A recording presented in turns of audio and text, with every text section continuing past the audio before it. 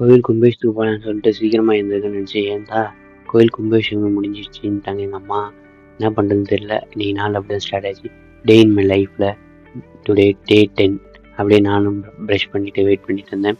Madam வந்திருந்தாங்க. என்னன்னு கேட்டால் கும்பாபிஷேகத்துக்கு வந்திருந்தாங்களாம். வரும்போதே ஒரு சில்லி பிங்காவும் டொமேட்டோ பிங்காவும் வாங்கிட்டு வந்தாங்க. அப்படியே 2 பேரும் சேஸ் போட்டு அப்படியே சாப்பிட்டுட்டு இருந்தோம்.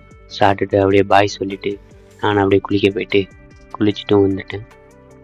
அப்படியே இன்றைக்கி போட வேண்டிய ட்ரெஸ் அப்படியே போட்டுட்டு அப்படியே ஒரு ஸ்டைல் பண்ணிவிட்டு அப்படியே அண்ணனுக்கு பூ பிக்க போயிட்டு இன்றைக்கி ஒரு ரோஜா பூ பூத்துருந்துச்சு.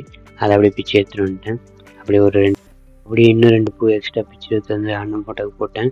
அம்மா கூப்பிட்டாங்க. என்னன்னு கேட்டால் பெட்ஷீட் நான் வாஷிங் மிஷினில் போட்டேன், அதை ஆன் பண்ணி விட்டுட்டாங்க. ஏன்னா எங்கள் அம்மாவுக்கு ஆன் பண்ண தெரியாது. சாப்பிட்டுட்டே இருந்தேன். குறுக்கால கையை நீட்டி இங்கே பாரு மருதானே. என்னது அது?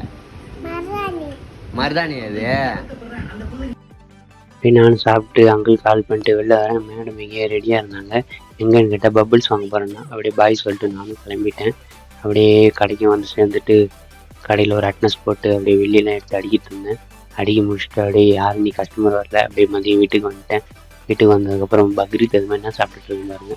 ரசம் சாதம் முடிச்சுட்டு நல்லா ஒரு குட்டி தூக்கத்தை போட்டு கண்ணெல்லாம் நல்லா சேவைன்னு ஆயிடுச்சு. அப்படியே கடைக்கும் போயிட்டேன். கடைக்கு போனதுக்கப்புறம் வெளில விட்டாங்க. அப்படியே ஒரு ஐஸ்கிரீம் வாங்கி சாப்பிட்டுட்டு கடைக்கு வந்து பார்க்குறேன், காதல் நோய் வச்சுருக்காங்க.